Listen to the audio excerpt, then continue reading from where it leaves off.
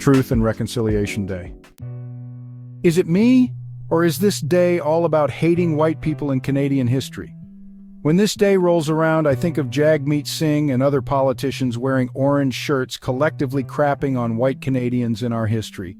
Am I wrong? If today was really about treating Indigenous people better, maybe we'd talk about the Indian Act, where some Indigenous communities don't even have access to clean drinking water, and they are still hopelessly dependent on the Canadian government. Instead, today we glorify Indigenous victimhood, pump the nation up with grievance porn, and really, what's the goal?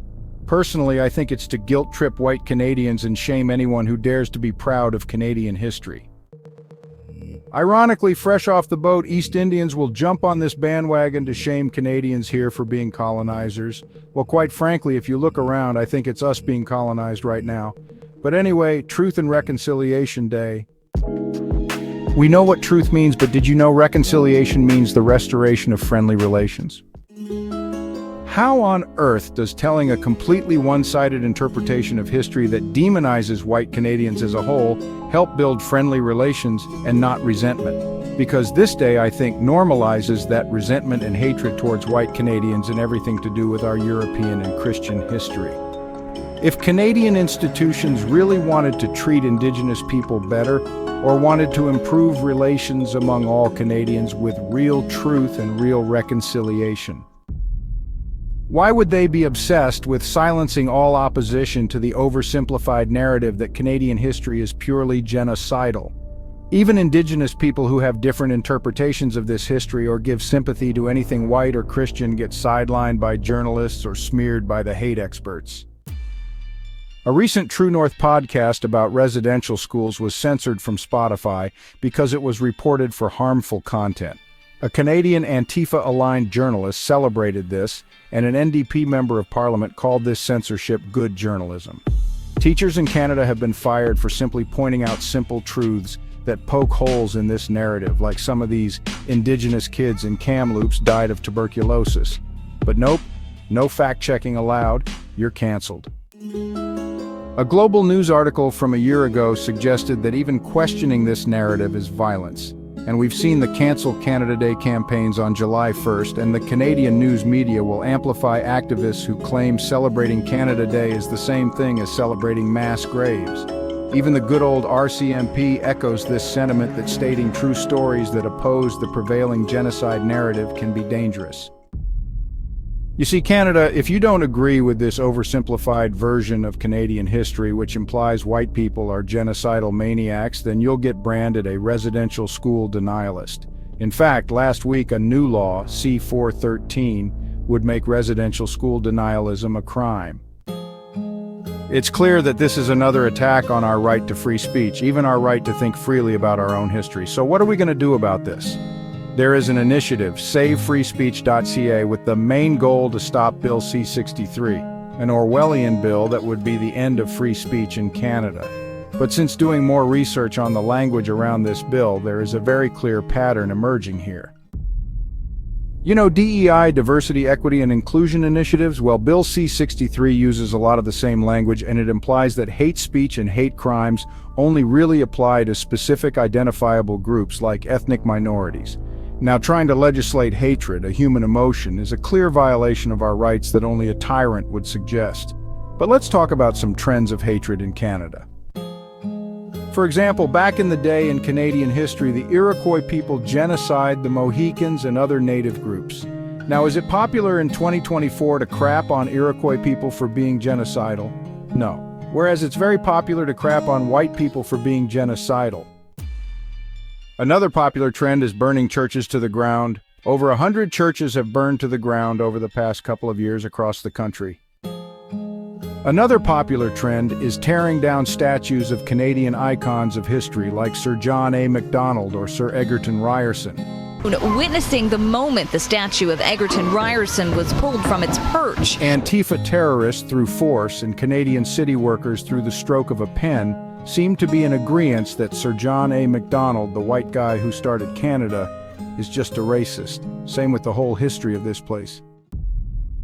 And have we really seen many pundits or politicians condemn these actions, disgracing our history and targeting Christian communities? I haven't, so it needs to be asked, is this form of hatred acceptable in Canada?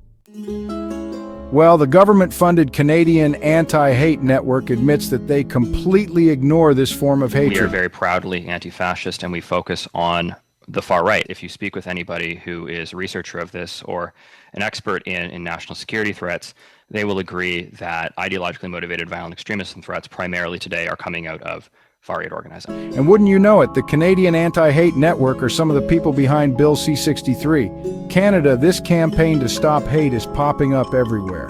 Bill C-63 is all about further criminalizing various forms of hate speech. Millions in funding were announced last week for the Canada Community Security Program, which is all about combating hate speech and hate crimes. And last week, the United Nations tabled a global digital compact that seeks to combat misinformation and hate speech online. But folks, and especially white Canadians, or anyone who feels at all patriotic about this place, do you think this legislation is going to be used to protect white people from being hated? To protect Christians from being hated based on everything I just told you? Well, when it comes to Bill C-63, groups concerned about Islamophobia support this bill, and groups concerned about anti-Semitism support this bill, but no one is mentioning the obvious trend of hatred towards icons of Canadian patriotism, conservative-leaning Canadians, and Christians. In fact, unfortunately, the Conservative Party, in the debate pushing back against Bill C-63, they basically agree that hate speech laws are only going to be used to protect ethnic minorities.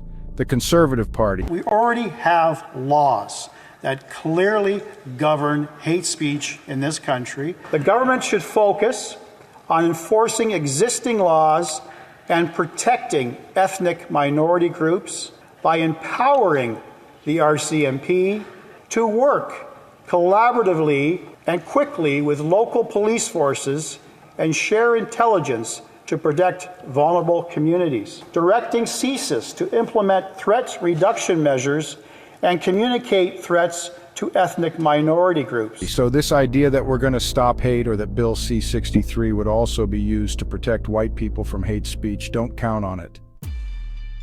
Much more likely, any proud patriotic Canadian, white or otherwise, who dares criticize mass migration, say the wrong thing about an ethnic minority, or challenge the official genocide narrative of history will get branded as the hateful one. You will be the first to get charged and prosecuted by these new proposed laws. But that's okay. Truth and Reconciliation Day supports this idea that Canadians who think like you, well, you deserve it. You're far right, you're a racist, you're a white supremacist peddling hate and misinformation. You see, all this language has been built up from years of propaganda.